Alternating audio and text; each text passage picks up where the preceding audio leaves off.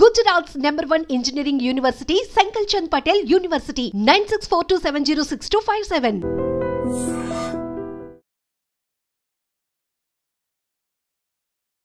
నమస్తే, welcome back to iDream media. నేను మీ ఝాన్సీ. యూఎస్లో మన వాళ్ళ సిచ్యువేషన్ ఎలా ఉంది, అక్కడికి వెళ్ళి పార్ట్ టైం జాబ్స్ చేసుకోవచ్చా, చేసుకుంటే ఎలాంటి జాబ్స్ సజెస్టబుల్, ఈ విషయాలు తెలుసుకుందాం. ప్రస్తుతం అంతా ఉన్నారు ఇమిగ్రేషన్ అడ్వకేట్ పృథ్వీ గారు. నమస్తే సార్, ఎలా ఉన్నారు? ఫైన్ అమ్మా, ఎలా ఉన్నారు ఝాన్సీ? బాగున్నాను సార్. సో లాంగ్ టైం, చాలా డేస్ తర్వాత మనం మళ్ళీ వీడియో చేస్తున్నాము ఆన్ యూఎస్ స్టూడెంట్స్. చాలా అలిగేషన్స్, చాలా మిక్స్డ్ అప్ జరిగిపోయాయి మధ్యలో. స్టూడెంట్స్ అనేవాళ్ళు ఓన్లీ చదువుకోవాలి, ఎక్కడ జాబ్ చేయకూడదు, పార్ట్ టైం చేయకూడదు అని చెప్పి దాంట్లో ఏమైనా సడలింపులు వచ్చాయా? ఒకవేళ పార్ట్ టైం జాబ్ చేయాలనుకున్న వాళ్ళు ఎలాంటి సజెషన్స్ మీరు ఇస్తారు వాళ్ళకి? ఝాన్సీ ఆమె పాజిటివ్ థింకర్, నెగిటివ్గా నేను ఎప్పుడు ఆలోచించాను.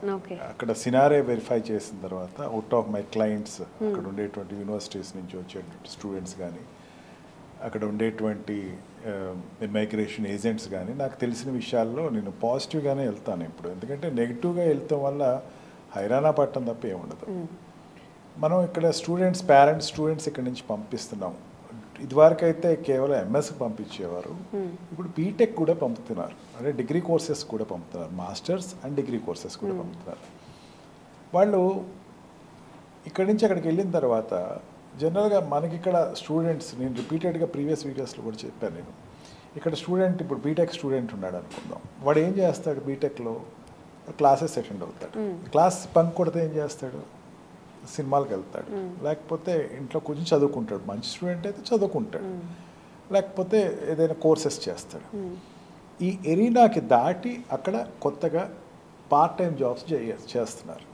ఎందుకు చేస్తున్నారు? ఏదైనా సరే ఇంకో దేశానికి, అంటే అక్కడ ఈజీగా మనకి మన రికగ్నైజేషన్ ఉంది, మనం ఏదైనా చేస్తే డబ్బు వస్తుంది, ఆ డబ్బుతోటి మనం ఇక్కడికి రావడానికి అయినటువంటి దగ్గర 40 to 50 lakhs ఏదైతే ఖర్చు అయిందో ఆ ఖర్చు రిపే చేసేటువంటి ఆస్కారం మనకు ఉంది. అండ్ ఆల్సో పాకెట్స్ ఉంటాయి, పాకెట్స్ ఉంటే మనం ఇంట్లో పేరెంట్స్ మీద డిపెండ్ అవ్వక్కర్లేదు అని ఈ నోషన్ మీద పార్ట్ టైం జాబ్స్ దిగుతారు. ఇక్కడ ఏమవుతుందంటే పార్ట్ టైం జాబ్ తీసుకునేటప్పుడు choices of part time job అన్నది చాలా సీరియస్గా ఆలోచించుకోవాలి పిల్లలు.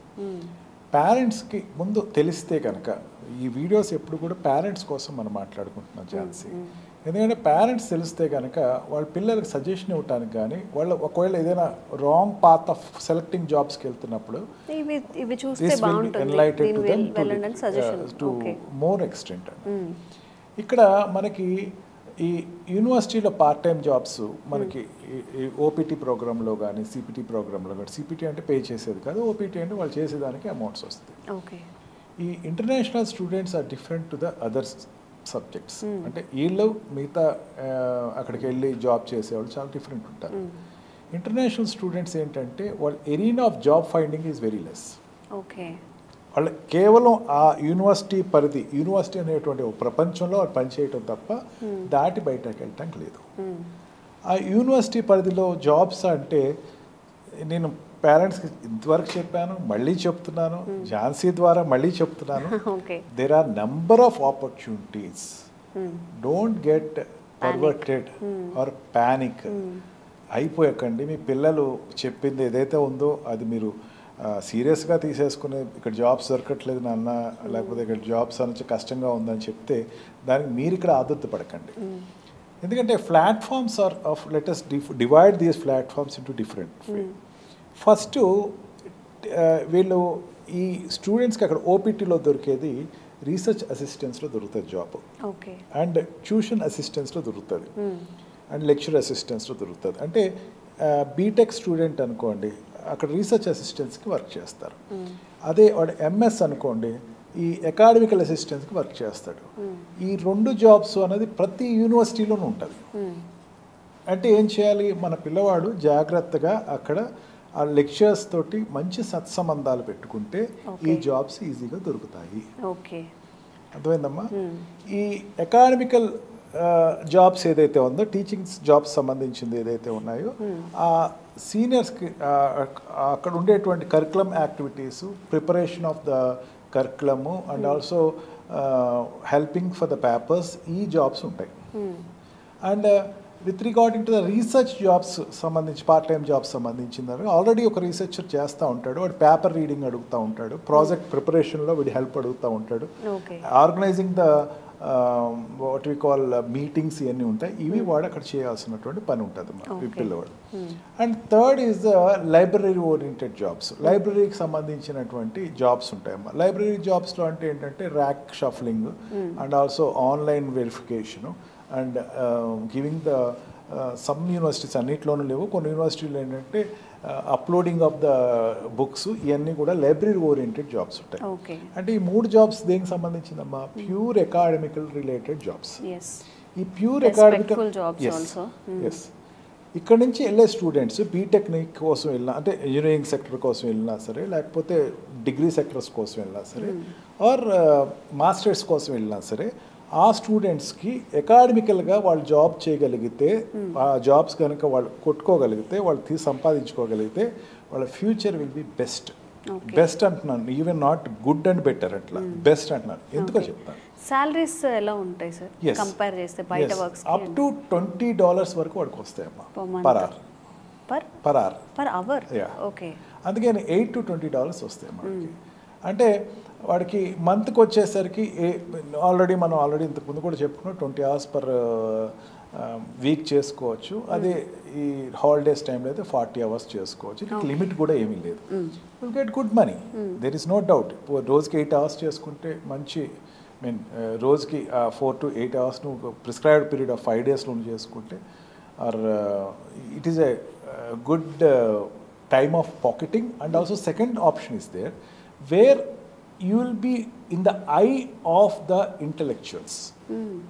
ఇప్పుడు ఈ ప్రొఫెసర్స్, ఈ టీచింగ్ ఫ్యాకల్టీ వాళ్ళకి రిలేటెడ్గానే ఇండస్ట్రీస్కి రిలేషన్స్ ఉంటుందమ్మా. క్యాంపస్ ఇంటర్వ్యూస్ చేసే వాళ్ళు కానీ, లేకపోతే వీళ్ళతో ఇంటరాక్షన్లోనే ఉంటారు. ప్రతి కంపెనీ కూడా ఈ కంపెనీకి వచ్చి ఇంటరాక్ట్ అవుతూనే ఉంటారు. అక్కడ ఉన్నప్పుడు చెప్తాడు, మా వాడు ఉన్నాడండి, వాడు బాగా చేస్తాడు, కాస్త చూసుకోండి అని చెప్తారు. అంటే వాడికి ఎంత ఫెచ్చింగ్ ఉంటుంది. అండ్ ఆల్సో ఆ కాలేజ్ నుంచి వెళ్ళి జాబ్ చేసేవాడు ఇంటర్వ్యూ కండక్ట్ చేసేవాడు ఉంటాడమ్మా. ఏమడుగుతాడంటే ఎవరి దగ్గర చేసే పలానా బోస్టన్ యూనివర్సిటీస్లో చేసాడు, లేకపోతే కేంబ్రిడ్జ్ యూనివర్సిటీలో చేసాం, లేకపోతే మిట్లో చేసాం, ఎవరున్నారు ఎవరి దగ్గర చేసావు, పలానా ప్రొఫెసర్ స్టాలిన్ దగ్గర ఉన్నావా నువ్వు అని అడుగుతారు.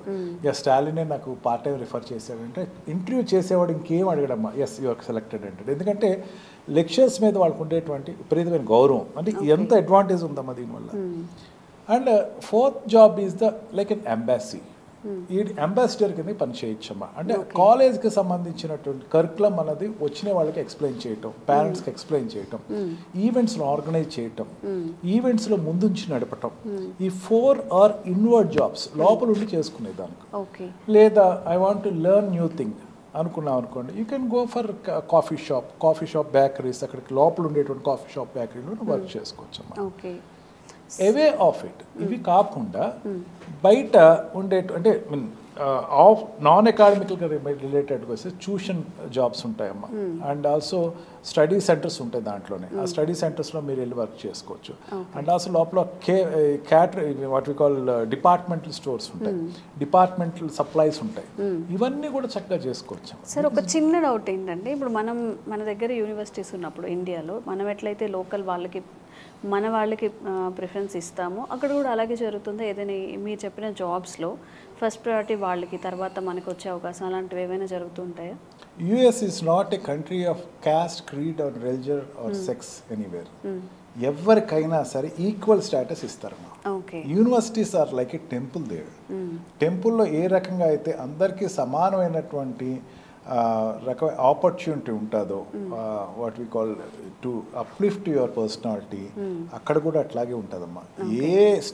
ఏ లెక్చరరు, టీచరు, ఏ ఫ్యాకల్టీ, ఏ మేనేజ్మెంట్ కూడా వాళ్ళకి వాట్ వి కాల్ మావాడు, he's an white people, he's a black people, he's a brown people, ఈ డిఫరెన్సెస్ అన్నది చూపించడం. Because university is a role model. అట్లా కనుక ఒకటి ఏదైనా కామెంట్ వస్తే ఆ యూనివర్సిటీకి బ్యాడ్ నేమ్ అని చాలా జాగ్రత్త పడుతూ ఉంటారు. యూనివర్సిటీ చాలా వెరీ కాన్షియస్గా ఉంటుంది అక్కడ. ఇక్కడ మనకి యూనివర్సిటీస్లో ఉండేటువంటి రాజకీయాలు కానీ, ఇక్కడ ఉండేటువంటి వ్యత్యాసాలు కానీ అక్కడ ఉండవు. అఫ్ కోర్స్ రీసెంట్గా ఒక యూనివర్సిటీ దెర్ ఈజ్ ఏ కొంచెం వాట్ వి కాల్ ఈ పొలిటికల్గా ఇన్వాల్వ్ అయినందుకు కంట్రీ చాలా సీరియస్ స్టెప్స్ తీసుకుంది. ఏం చేసిందంటే అక్కడ ఒక వర్గానికి ఏదో సపోర్ట్ చేసేటువంటి యాసిలేషన్ జరుగుతూ ఉంటే ఇమీడియట్గా దాని మీద ఆ యూనివర్సిటీకి రావాల్సిన ఫండ్స్ అన్ని ఆపేసింది. Country also will concentrate upon the university very seriously. And also, Jansi, we must not forget one thing. Universities are self-sufficient. ఇండియాలో లాగా లేకపోతే మన ఏషియన్ కంట్రీస్లో లాగా లేకపోతే మిగతా కంట్రీస్లో లాగా యూనివర్సిటీస్కి డబ్బులు కొదవలేదు. మనకి ఇక్కడ సంపాదించుకున్నాడు ఏం చేస్తాడు, వాళ్ళు మనవాడికి పెడతాడు, లేకపోతే దాచిపెట్టి అక్కడ అట్లా ఉండదు, యూనివర్సిటీకి ఇచ్చేస్తాడు. Crores and millions of dollars ఉంటాయి. University are self sufficient. అన్ని యూనివర్సిటీస్ అంటలేదు, బట్ ఈ credited universities are self sufficient. Jobs are there. అందరికి ఎంతమంది ఉన్నా కానీ యూనివర్సిటీలో చదివే వాళ్ళందరికీ కూడా జాబ్స్ ఇవ్వడానికి కూడా ఆపర్చునిటీస్ ఉంటాయి. ఖచ్చితంగా ఉందా. 1 year వరకు చేసుకోవచ్చు జాబ్స్. స్టెమ్లో ఉంటే కనుక ఇంకో 2 years చేసుకోవచ్చు. స్టెమ్ అప్లికేషన్ పెట్టుకుని ఇంకో 3 years, అంటే 1+1 2 years 3 years చేసుకోవచ్చు. ఎంఎస్ చేసినోడైతే 2 years అకాడమీ అండ్ మిగతా 3 years 5 years వరకు చేసుకోవచ్చు. మీన్ వైల్ నువ్వు చేసుకునేటప్పుడు I personally recommend be in your academical selection. మీకు అకాడమిక్గా సంబంధించినటువంటి సెలెక్షన్స్ చేసుకోవచ్చు, ఫ్రీలాన్సర్స్ చేసుకోవచ్చు, డాక్యుమెంటేషన్స్ తయారు చేసుకోవచ్చు, అప్లోడ్ చేసుకోవచ్చు. You can do that jobs are self sufficient. Don't get panic. Golden opportunity. Golden opportunity. There is no that difference as such. And sorry మిమ్మల్ని interrupt చేశాను సార్. అవుట్ ఆఫ్ యూనివర్సిటీ మీరు కొన్ని suggest చేశారు, tuitions కానివ్వండి లేకపోతే కెఫేలో కానివ్వండి, అలాంటివి ఇంకేమైనా ఉన్నాయా? Out of university I say that no, don't go to out of university. Okay. University OPT ప్రోగ్రామ్స్లో ఈవెన్ మీరు లోపల ట్యూషన్స్ చెప్పినా, లోపల ఉండేటువంటి యూనివర్సిటీ సంబంధించినటువంటి స్టాఫ్ క్వార్టర్స్లో ఉన్న పిల్లలకు చెప్పినా they will accept, but don't go out side and do any jobs. It is highly restricted. నాకు కొంతమంది క్లయింట్స్ వాళ్ళ పిల్లలు లేకపోతే క్లయింట్స్ డైరెక్ట్లీ ఫ్రమ్ యూఎస్ వాళ్ళు నాకు ఫోన్ చేస్తుంది ఏంటంటే they are criticizing me by telling that మా పిల్లలు చేస్తున్నారు ఇక్కడ జాబ్స్, వాళ్ళు చేయకపోవటం తప్పే ఉంది, నేను ఇక్కడ బేకరీలో చేస్తున్నాను. That I won't recommend as such. There are way out. బయటికి చెప్పుకున్నట్టు దాంట్లో they can excuse from the country, but it is not recommended. Parents దానికన్నా మీకు పిల్లవాడికి ఓపీటీ రాలేదంటే I repeatedly telling, please prepare to pay that amount of 50 lakhs per year, per 2 years which you are ready to pay. And మీరు పిల్లవాడిని MS చదివించుకోండి, and BTech చదివించుకున్న వాళ్ళు కూడా be ready for that. So is engineering bachelor degrees చేసేవాళ్ళు కూడా get ready for 3 years. అంతేగాని don't get what we call OPT రాలేదు మా వాడికి ఇంకా అక్కడ ఉండట్లేదు అనేది, get ready for it. Don't depend upon it. It is nothing but a lottery అనుకోండి, it is nothing but a additional gift అనుకోండి మీ అబ్బాయి మీకు ఇచ్చింది. And don't make him don't create pre pressure into the minds of the children. వాళ్ళ మైండ్స్లో పెట్టకండి OPT రాలేదేంట్రా మిగతా వాళ్ళకి వచ్చేసింది. And don't discourage him. But to my knowledge ఈ మధ్యన కూడా నేను వెరిఫై చేసుకున్నాను, there are OPT programmes successfully running. And Trump is also not involving with it F1 visa children. వాళ్ళ మీద ఏమాత్రం ఇప్పటివరకు ఆంక్ష వేయలేదు, వేయడు కూడా. Okay, thank you sir. Thank you very much.